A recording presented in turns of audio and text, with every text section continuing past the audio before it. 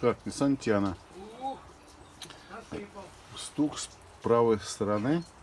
Хотя стойки, чашки, рычаги, наконечники, все новое. Нижние рычаги, рулевые, в общем, все новое. Вот, а стук с правой стороны идет.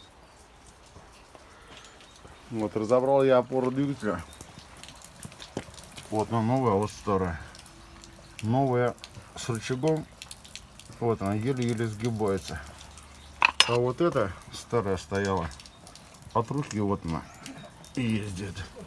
И вверх на новой. Тут все плотно, а на старой вот она. Я не знаю, что с ней. Вот была такая у меня болезнь на Nissan Maxima. Ходовая вся идеальная. А стук стоял справа. Я 2 сервиса объезжал и ездил в Nissan сервис официалом. Вот. Все сказали, что все у тебя нормально. Я не знаю, там рулевая рейка, там еще что-то.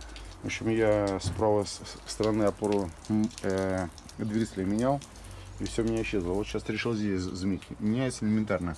Отправляются вот эти вот болтики верхние на 18.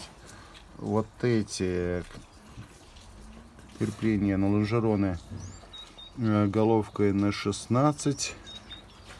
Снимается бачок и низ заворачивается на 17. Вот и все.